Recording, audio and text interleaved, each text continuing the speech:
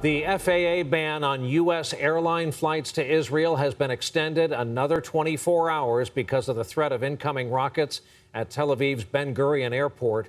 There is talk in Israeli media and elsewhere about a possible political motive behind the FAA ban.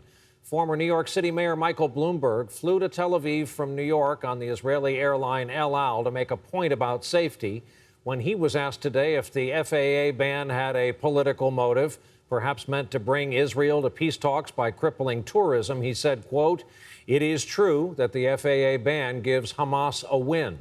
Meantime, those rockets continued today along with the ground war in Gaza and civilian deaths. 36 Israelis have been killed, 695 Palestinians, including 161 children.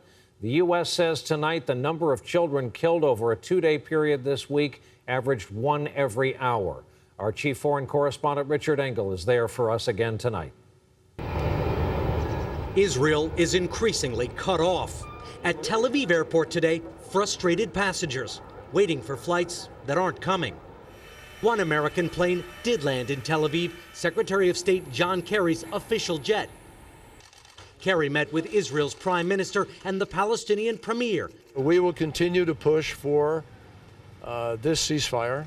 We have, in the last 24 hours, made some progress in moving towards that goal. But tonight, that goal seems as distant as ever. The fire in Gaza is relentless. And there's one less hospital in Gaza now. Israel today flattened Wafa Hospital. The patients were evacuated, Israel said, after it gave staff an advance warning. Israel says this video it released today shows militants firing from inside the hospital. But Israel isn't always that careful. According to the UN, 3/4 of Palestinian casualties have been civilians. All day, Hamas has been firing rockets from Gaza, bringing on this costly war. But we are not hearing people here turning against Hamas.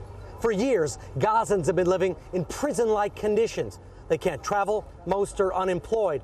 To change that, they're willing to pay a very heavy price. It's like, you know what, I'm tired of living. I don't even live anymore. Mahmoud Hoseid is a Palestinian American. He came to Gaza to check on his mother. Now, he can't leave this bombed-out city. I'd rather die than keep living the way I'm living. That's why just people are like, you know what, fine. We have 600 people dead, another 1,000. Who cares? As long as we get something accomplished. Palestinians say their choice is to die fighting Israel or live quietly in the jail Gaza has become. It doesn't seem like a ceasefire is imminent. There's heavy fighting here in Gaza once again tonight.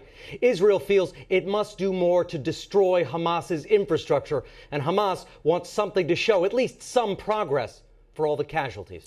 Brian? Richard Engel, Gaza City for us again tonight. Richard, thanks. And one more note on this conflict tonight. It is visible from space. The crew of the International Space Station, which circles us here on Earth every 90 minutes, put this photo out on social media today. They say they can see rocket launches and explosions in the Gaza Strip from 200 miles up.